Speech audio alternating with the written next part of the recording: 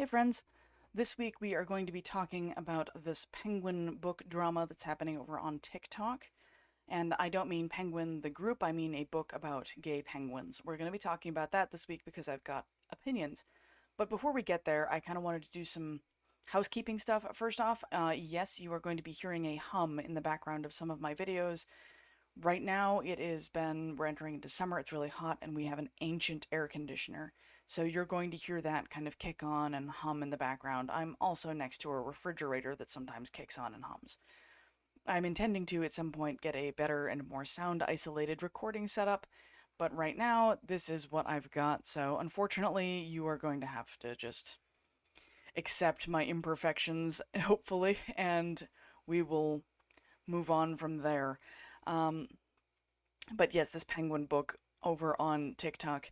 I've made a TikTok video about it already, and it was relatively short, but it didn't really give me the opportunity to get as in depth with this subject as I wanted to. And before you bristle here, I'm not going to be ripping on author influencers as a whole. I'm not going to be saying anything undeserved about the pair who is at the center of this controversy. There's plenty of author influencers who are wonderful people, and I guess I count as one myself, kind of, sort of, in a way, at this point in my career. If you're new here, I'm E.H. Probilski. I'm an author, editor, book coach, map maker, all the things in publishing, and I've been doing this for close to 20 years now. I have 2 books about writing and publishing out. They are How to Write the Damn Book and How to Publish the Damn Book. So if you are looking for deeper and more complete insights on the whole process, stem to stern, start to finish, from somebody who's been in the industry for about 20 years and can tell you how to do this, then those books might help you along. I also do coaching, so if you're looking for more personalized help, please feel free to reach out to me. This is, in fact, the Authority podcast, where I spill the tea on the publishing industry, and this week the tea is hot. So, for those of you who don't know, there's a queer couple over on TikTok who wrote a picture book about gay penguins. And it's had a few different controversies around it. It's been kind of back and forth, a lot of chain yanking. At first, they said they had to change the title because the the bookstore wouldn't work with them with that title, which doesn't really necessarily make a lot of sense to me, but okay. And then now they're saying, and the thing that I'm really talking about this week is their relationship to Ingram. They're saying that they couldn't get their book into bookstores. They made this tearful video about how they wanted to get their book into bookstores and were trying to work with Ingram and how Ingram wouldn't work with them. And they have all these books and all this other stuff, and they're so sad. And it didn't really make sense. Because when I watched the video, everything in me and a lot of other people was Ingram Spark doesn't work that way. That isn't how Ingram works at all. Because you don't need to have a certain threshold of sales to get into Ingram. I put my first book up on Ingram 20 years ago, and there were no other books. It was just that one. So a lot of the things they were saying didn't really make sense. And then finally, they admitted that they aren't actually trying to work with Ingram Spark, which is the print-on-demand wing of Ingram. They were trying to work with the Ingram wholesale distribution, which is a completely separate thing. It isn't Ingram won't work with them. It's that Ingram wouldn't work with them the way they wanted to work with Ingram. And it's not because they were queer, it's because they just didn't meet the criteria to get into that part of Ingram. And they weren't honest about that in their videos. They were kind of trying to lean into the idea that they're being persecuted somehow, and that they were victims in all of this somehow. And that was not a great look. They've since made a bunch of videos kind of trying to clear it up, but their first video that they made really kind of pinged on my radar as there's something not okay here. And I'm going to explain why and how, and we're going to talk about influencing, because I'm not super thrilled with them about their behavior, to be honest with you. Like, influencer's going to influence, grifter's going to grift, they do that kind of thing. But I'm not pleased with this. Before we get any further, if you're new to this podcast, I am queer myself. I am transmasculine. I am not straight by anybody's definition whatsoever. Not even a little bit. And I'm also disabled. That matters because one of the 2 authors of this book is blind. And one of the ways that these two have made their money is as influencers. The sighted husband plays pranks on the blind husband for the camera. They're usually very sweet, pleasant, cute little pranks. Like he'll put a hair clip on his husband's straw so that when he drinks he discovers there's something weird with his straw, and then they giggle about it and the camera cuts away. It's pretty cute. And they appear like they're a sweet couple, and it's all, relatively wholesome looking content. I have had a few people say it's kind of squicky that the sighted husband is constantly playing pranks on the blind husband, but we'll get into that in just a second. Before we get too far, we'll get there, I promise you. But that's a rough description of their current situation. So, one of the things that I do with my free time when I'm not staring into the void, questioning what the hell is happening with my country, or painting, doing watercolors, one of the things I do is I watch video essays on YouTube. I consume a lot of video essays. I watch a lot of things about finances, to philosophy, to psychology, to religion, to economics, to all kinds of stuff. And one of the things that I fell down recently, a rabbit hole that I got dragged into, was de-influencing. And that really kind of caught my attention because as a TikToker myself, I've seen a lot of influencing videos, and I've always had this kind of squicky feeling about them. I don't like influencers very much. At least the certain kinds that I'm going to be talking about here. Now, technically, I guess, in a way, I am one kind of, sort of, in so much as I have a social media platform and I am trying to sell things to my audience to some extent. But it's not the same thing. I don't have sponsors. This podcast has no sponsors. My channel has no sponsors. Heck, none of this is even monetized.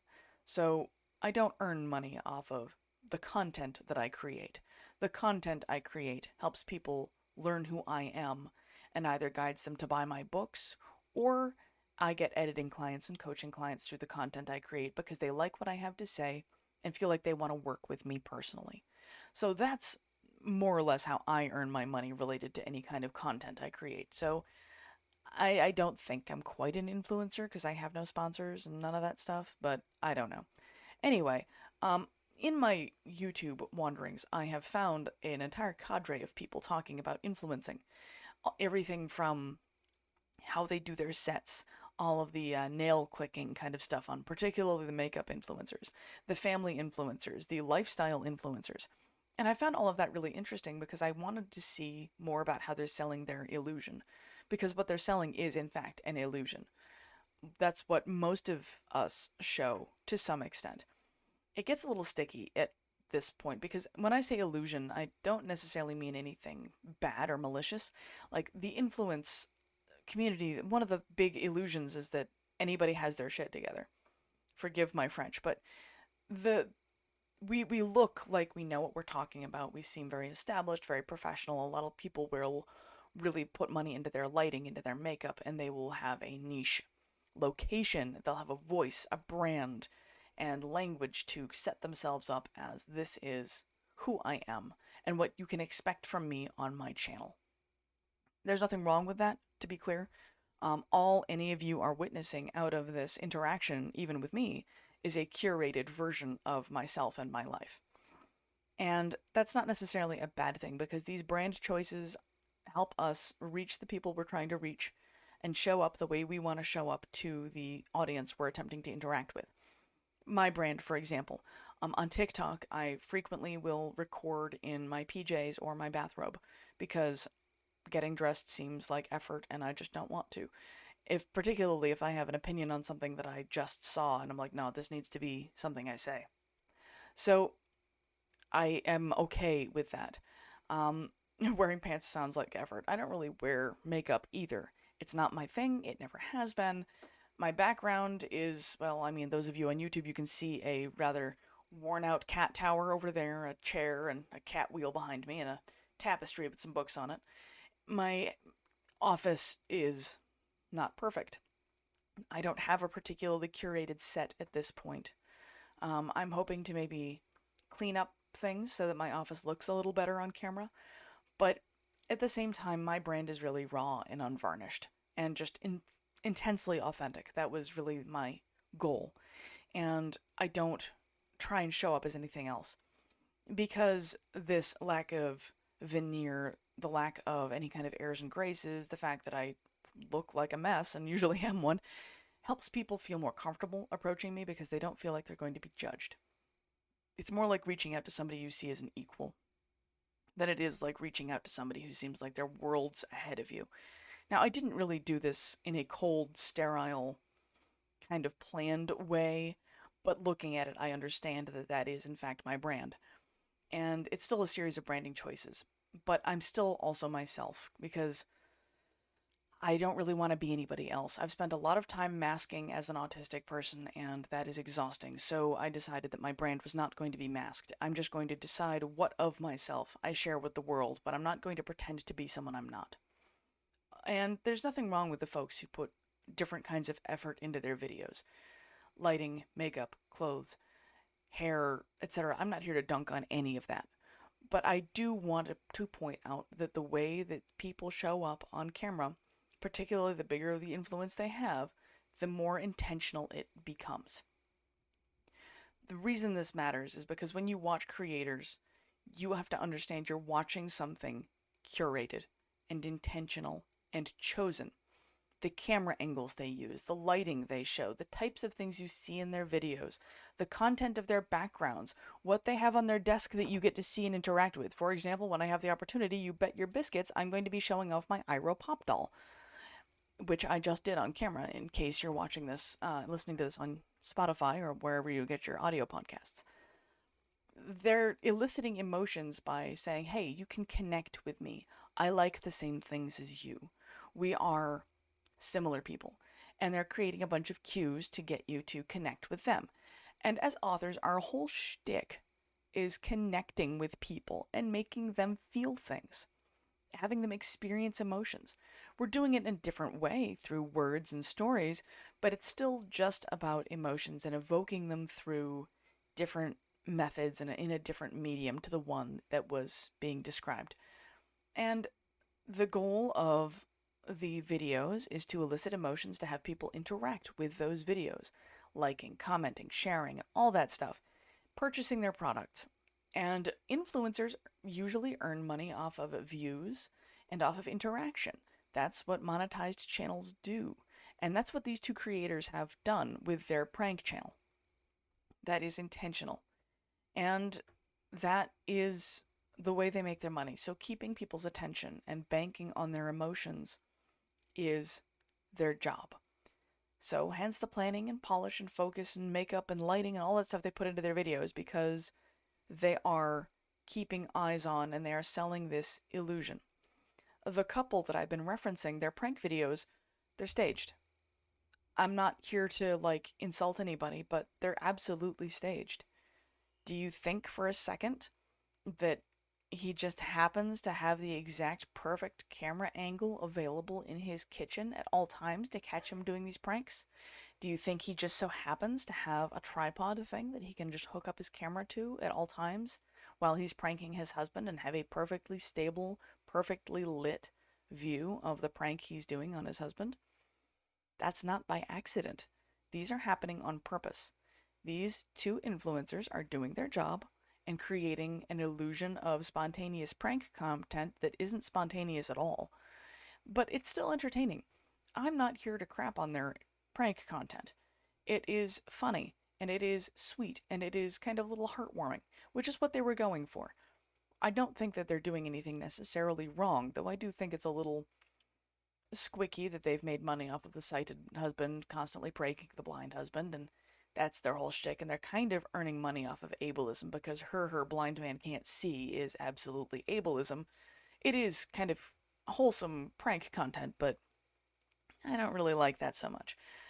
But the fact that they're all staged and rehearsed and planned doesn't really upset me. I mean, a comedian who rehearses for hours in the mirror and has told the same jokes a million times can still be funny on stage when you see them.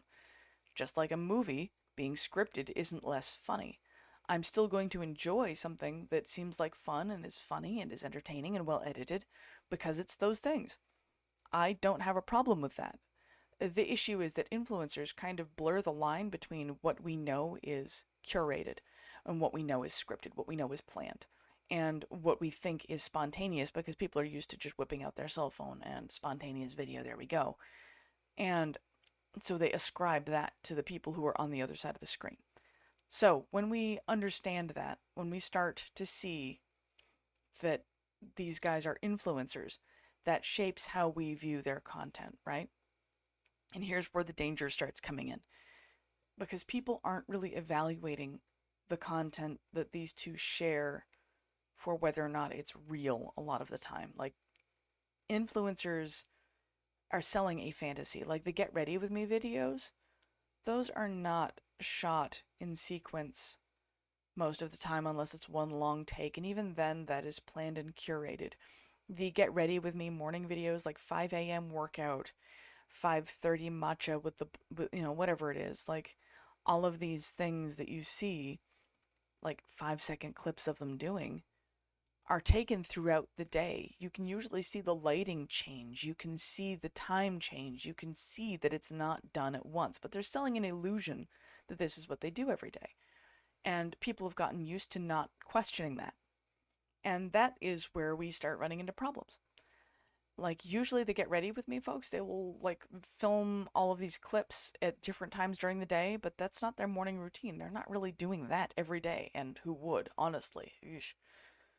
But if we lose sight of the fact that these things are being done to generate sales of products, sales of services, sales of whatever it is, they're selling our attention, they're earning income off of these videos to get sponsorships and ad revenue and all that other stuff. It becomes easier to get suckered into things like what the Penguin Controversy boys are doing. That's kind of where I draw the line. The fact that they're looking at starting a vanity press in order to get them to the number of books they need to have to get into Ingram Wholesale, that just set my hackles up. Like, them bilking their audience and making their audience feelsy for the sake of trying to sell more of their books and playing on their sympathies is kind of their whole channel. It's kind of their thing. And I've seen them do it before. This is not new. But the fact that they're looking at setting up a vanity press, that really angers me, because that's taking it out of just like scripted pranks and trying to play on people's emotions to sell books, which I'm not a big fan of anyway. I don't really see their method of marketing as particularly ethical, but it takes it into a whole new realm of problematic, because vanity presses are awful. And obscuring key points about their publishing journey in order to play on people's emotions and earn them book sales, honestly, it just made me roll my eyes. Like, the first time I saw the videos, I just rolled my eyes. I was like, yep, that's exactly what's going on here.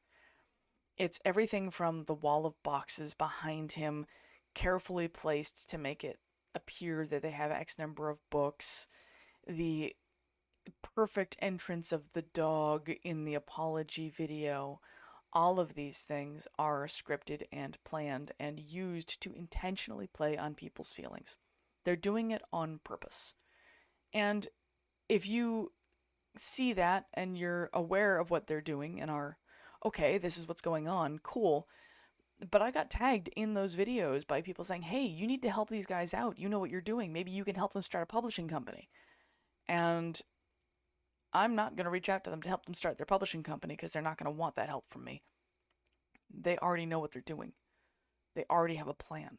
If you don't think they already have a business plan behind closed doors that they're not sharing with you, then you haven't been paying close attention. And that's where we start running into this danger. And I don't have an issue with their prank content being what it is. Like, it's a little bit cringy, honestly. But they're earning income and they're making money off of doing something that is relatively harmless and pretty wholesome as far as their actual content goes. But the vanity press thing is a problem. Vanity presses in general are bad news. And if authors don't know that vanity presses are bad news,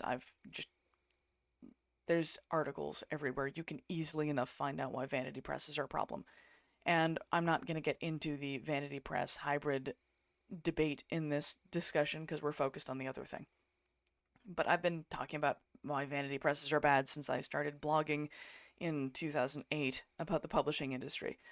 And there's no lack of materials about why vanity presses are bad. And they're talking about starting one to earn more money, to then get their books into Ingram Wholesale, to then earn more money. And that's on top of their influencing income. I don't hate the fact that they're trying to sell their books. That's not an issue. I'm trying to sell my books. In fact, I mentioned them at the top of this episode, and I'm going to mention them again at the end. There's nothing wrong with trying to sell their books, but the methods don't really feel good to me.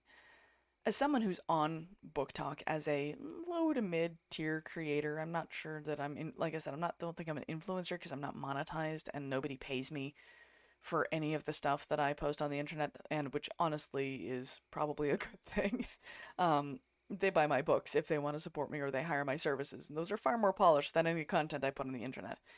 But it doesn't matter what kind of parasocial relationship you have with the creator you're talking about, you don't know what's going on behind the scenes unless you really know them. And with these two, we don't know what's going on behind the scenes because none of us really know them. And I don't have an issue with influencing to some extent. Like, there are people got to make money in this day and age, and one of the ways that they make money and do a lot of it is influencing. I'm not a big fan of the whole thing in general.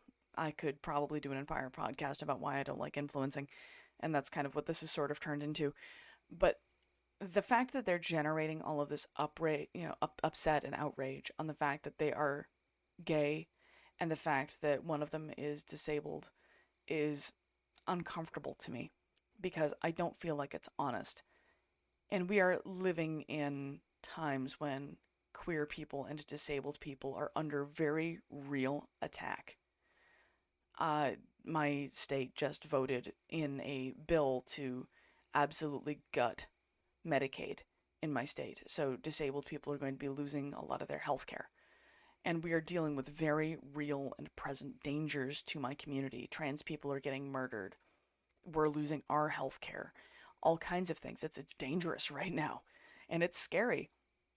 And I'm not comfortable with them making money in the way they're making it off of those feelings that people are having, because a lot of people are trying to, like, yeah, let's support disabled and disabled and queer creators. They're not trans, but disabled and queer creators.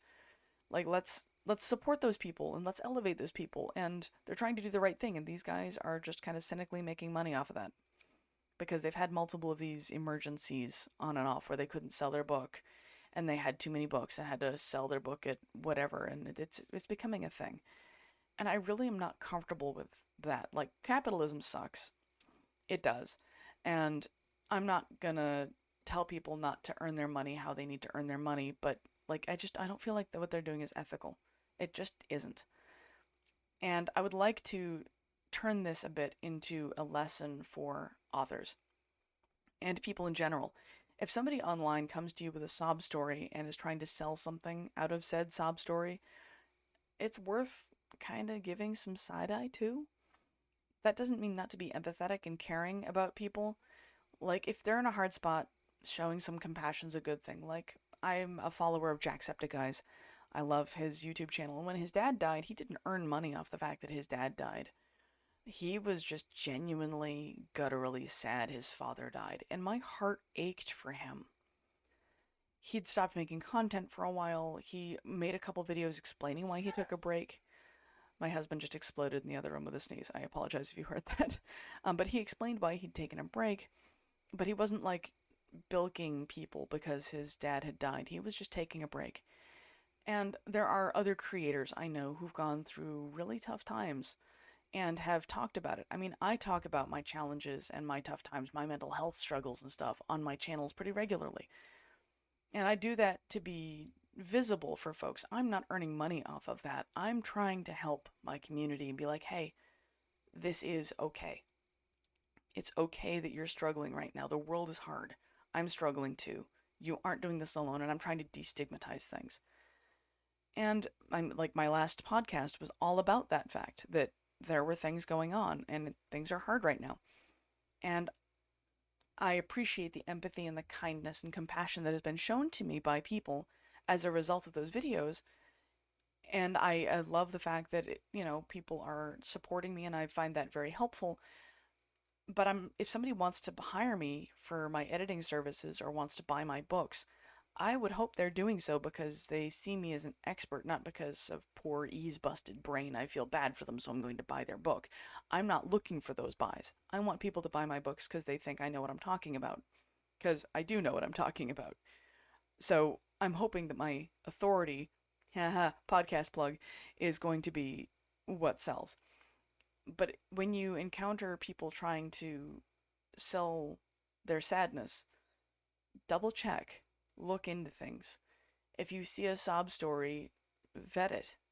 That doesn't make you a bad person either.